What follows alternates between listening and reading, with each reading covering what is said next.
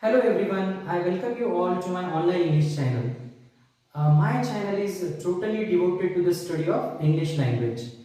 Today I have come up with a very good poem. The title of the poem is Stopping by Woods on a Snowy Evening. Before starting the poem, I would request all of you to please subscribe my channel. This poem is from the textbook of English and this is from the 10th standard. And this poem is written by Robert Frost. Robert Frost is one of the greatest American poets. So without wasting the time, we would continue studying the poem. See here, this is an inspiring poem. There are so many things which we can learn after studying this particular poem. And if we bring the advice given in the poem in our personal life, then definitely our life will improve and develop a lot. So see my dear friends, we will start learning and studying this particular poem. Whose woods these are, I think, I know his house is in the village though. So what is the poet saying in the first two lines of this particular poem? The poet has come to the woods. So the poet is saying that he knows the owner of the woods, and the poet is saying further that he also knows the house of the owner of the woods. Means here we have to understand what is the poet saying in the first two lines. The poet is saying here that he knows the owner of those woods. At the same time, the poet knows the house of the owner of those woods. And where is the house of that owner? The person who owns the woods lives in the village.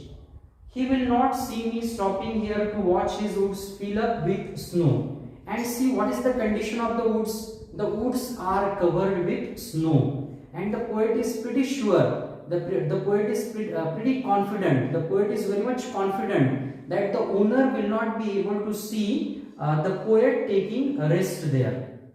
Okay, the owner of the woods will not be able to know that the poet has taken rest in those woods. And how is the condition of those woods? The woods are covered with the snow. So see here, actually in the first stanza, the poet has acquainted with a situation. The poet is traveling and he has come to the woods. And how is the condition of those woods? The woods are covered with snow and it is a very lovely and beautiful sight. My little horse must think it queer to stop without a farmhouse near. And the poet is riding on a horse. I already told you that the poet is traveling and he has come to the woods by riding on his horse. But here the poet is saying that his horse might think it queer. Queer means strange, because the poet is saying here that his horse may find it strange because they have stopped in the woods. Because here, see here, to stop without a farmhouse near. Generally the poet used to stop near the farmhouses. So the poet is thinking that his horse may find it strange because they have not stopped near a farmhouse, but they have stopped in the woods. Between the woods and frozen lake, the darkest evening of the year. And see here, where have they stood or where have they stopped? They have stopped between the woods and the frozen lake. So from frozen we have to understand that the temperature is so cold that it can make the lake frozen. Again, we have to understand the meaning of the word darkest. See here, darkest, we can say that probably the poet must have means the situation of the poet is little bit, we can say the poet may be depressed. That's why the word darkest suggests because the poet may have traveled a lot, and after a lot of traveling he may got exhausted. So that's why this word darkest, it suggests the depressive mood of the poet. It has another meaning also. it can also suggest that the evening or we can say the night, the evening was one of the longest night. Again we can say that the darkest word indicates that probably it was one of the longest winter nights in the northern hemisphere. So see here further, he gives his harness bells a shake. So this line talks about the movement of the horse. So what is the horse of the poet doing here? Actually the horse of the poet is shaking its head and ringing the bells of the harness, okay, to ask if there is some mistake. And why is the horse of the poet acting in such a way or behaving in such a way? Because the horse is trying to ask the poet whether the poet has stood there by mistake. Because I already told you that it was not usual for the poet to stop in such a dark night between the woods and the lake, we can say, and that's why the horse was ringing the bells of the harness to ask the poet if the poet had committed some kind of mistake by staying in the or by standing in the woods instead of standing near the farmhouse.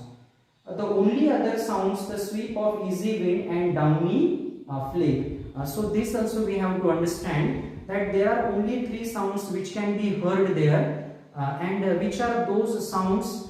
Those three sounds are, first of all we can say the ringing of the bells of the harness, second sound is light wind, and third sound is of snowflakes. So the three sounds which can be heard there are ringing of the bells of the harness, light wind and snowflakes. And this last stanza is very crucial. This last stanza is very crucial in order to understand the true meaning of the poem. There are three adjectives which the poet has used in the last stanza to describe the woods. And which are those three adjectives? They are lovely, dark and deep. Actually the poet wants to stay in the woods. Why? Because the woods are lovely, dark and deep. The poet is tempted to stay there due to the beauty of the nature, because the poet wants to enjoy the beauty of the nature. The woods seem to be very much beautiful, attractive, deep, lovely for the poet. But I have promises to keep. But here what is the poet saying? The mind of the poet is urging him not to stay there. Why? Because the poet has so many promises to keep. Here promises refers to obligations or the duties. Okay, the poet is saying here that he cannot stay there in the woods. Why? Because he has so many responsibilities to complete in his life. And miles to go before I sleep, and miles to go before I sleep. Here sleep is compared with death, and the poet is saying that he has to travel miles before he dies. Means he has to complete so many responsibilities. He has to complete so many duties. He has to complete so many actions. He has to complete so many things in his life before he dies. So actually some of the critics have compared the beautiful woods with temptations and distractions in our life. Many a times we get distracted by things like wood. So actually we should not stop there, but we should move ahead in our life, because our stay in this world is very limited, and we have to perform so many things in a very limited period of time. So we should not waste even a single minute of our life. So in short we can say, what does the poet say to us? The poet says to us that we should not get distracted by temptations, because the journey of life is very important, and there are so many important things which we have to accomplish in our life. So thanks for watching the video. I hope that you must have enjoyed the poem. Please subscribe my channel. Have a good day.